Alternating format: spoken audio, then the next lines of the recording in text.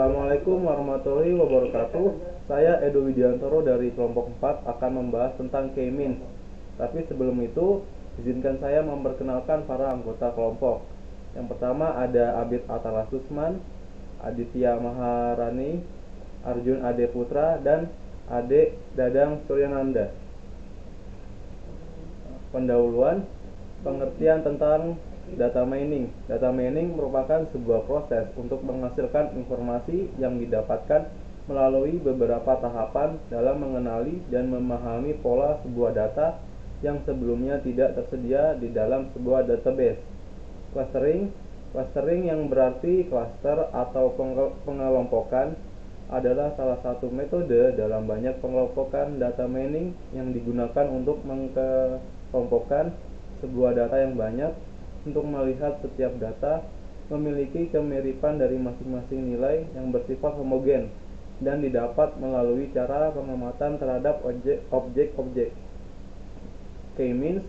Algoritma K-means merupakan algoritma yang dimana akan mengelompokkan data ke dalam klaster-klaster sehingga jika ada data yang memiliki karakter yang sama maka akan berada pada klaster yang sama, dan data yang dimiliki ketidaksamaan akan berada di dalam klaster yang lain.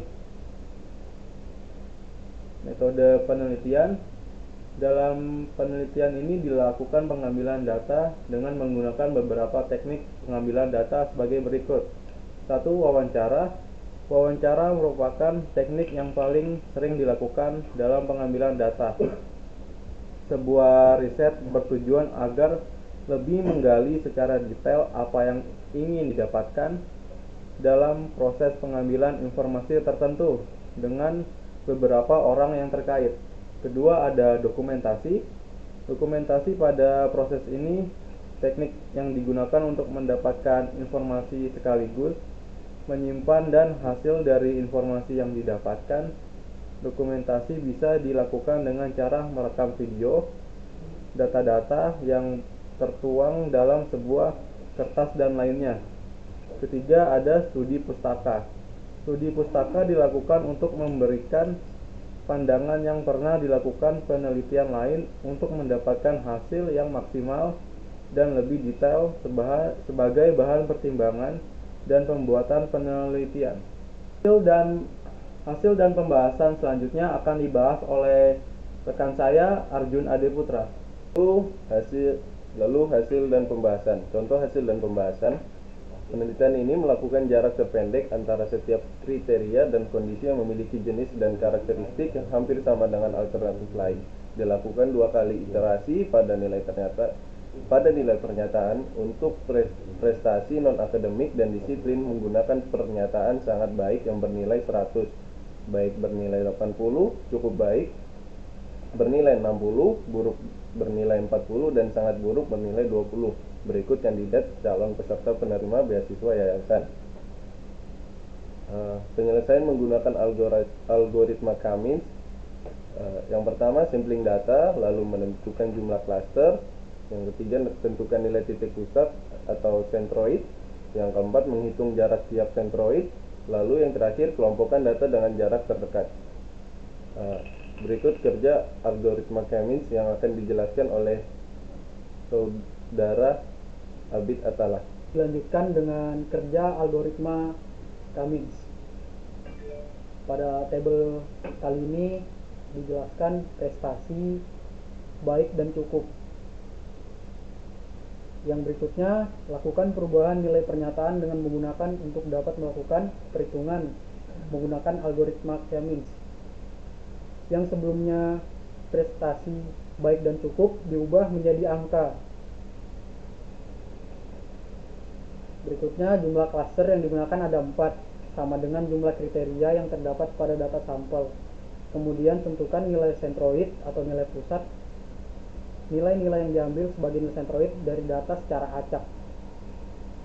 Kerja algoritma K-means. Di algoritma K-means ini menggunakan kriteria baik dan cukup. Yang berikutnya, dilakukan perubahan nilai pernyataan dengan menggunakan untuk dapat melakukan perhitungan menggunakan algoritma K-means. Di dalam tabel ini diubah dari yang baik dan cukup menjadi sebuah nilai atau angka. Berikutnya jumlah klaster yang digunakan ada 4 sama dengan jumlah kriteria yang terdapat pada data sampel, kemudian tentukan nilai sentroid atau nilai pusat. Nilai-nilai yang diambil sebagai nilai sentroid dari data secara acak. Ardiansyah Budi pada klaster pertama, Budi Prasetya pada klaster kedua, Lesti Rahma pada klaster ketiga, Zizi Arhima pada klaster keempat. Yang berikutnya akan dijelaskan oleh rekan saya Aditya Mahari. Saya akan melanjutkan presentasi yang telah dijelaskan oleh saudara atau teman saya Abid Atala Susman. Pada perhitungan klaster pertama, itulah nilai-nilai yang terdapat pada nilai table. Jadi yang dimana ada nilai 0, 28,323, 1,22, 0, 28,2893. Pada klaster kedua, yang dimana itu adalah akar dari perhitungan nilai yang dijabarkan, yaitu ada 28,2893, 1,2, 28,323312 dan 0. Pada klaster 3, ini adalah nilai yang telah terdapat pada data, ada 28,29, 0,99, 28,29, 0,7276. Pada klaster 4, nilai tersebut juga terdapat pada nilai atau data yang terdapat pada table. Ada 44,74, 20,016, 44,7308 dan 20,046. Nah, berikut penjabaran dari hasil penjumlahan atau penjelasan terhadap nilai-nilai tersebut. Di mana Ardiansyah mendapatkan klaster 1, Amelia Zahra klaster 3, Beni Iskandar klaster 1, Budi Prasetya klaster 2, Sheila Arnis klaster 1, Citra Purnama klaster 3, Lesti Rahma klaster 2, Rizky Brahma klaster 1, Yani Lubis klaster 3, dan Zizi Arhima klaster 4. Selanjutnya akan dijelaskan kepada teman saya Ade Dadang Soryananda. Presentasi ini akan saya lanjutkan setelah pembahasan dari saudara Adit, yang dimana dia menjelaskan bahwa awal dari klaster Ardiansyah Tonga 1, Amelia Zahra 3, Beni Iskandar 1, ya seperti tabel ini. Aturan menggunakan klaster berikut: jika DC1 kurang dari DC2 atau DC1 kurang dari DC3 dan DC1 kurang dari DC4, maka klasternya adalah 1.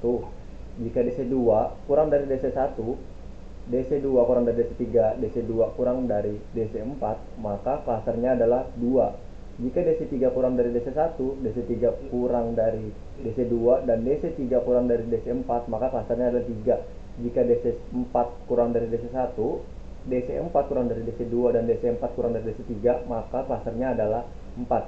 Sehingga data di atas memperlihatkan data menjadi 4 klaster. Seperti yang tertera pada tabel di atas. Selanjutnya, untuk mengetahui jarak antara setiap nilai, dilakukan perhitungan iterasi kedua dengan menggunakan metode dan model yang sama, yaitu model Euclidean.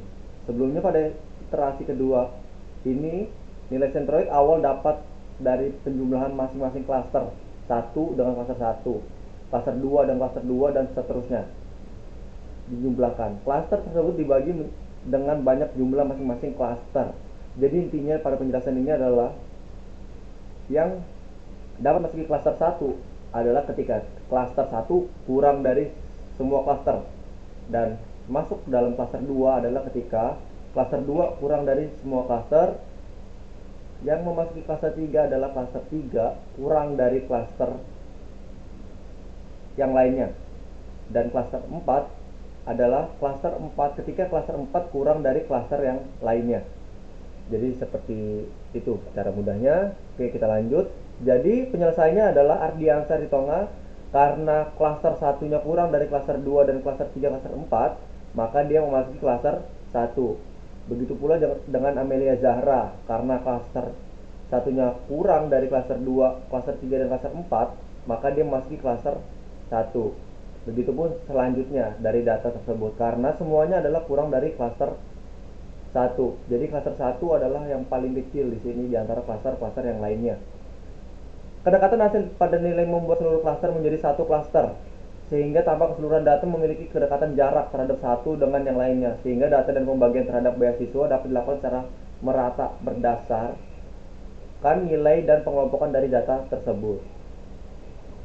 Oke, sekian presentasi dari kelompok kami. Mungkin kurang lebihnya akan kami jelaskan pada presentasi langsung yang ada di kelas nanti. Sekian, terima kasih. Wassalamualaikum warahmatullahi wabarakatuh.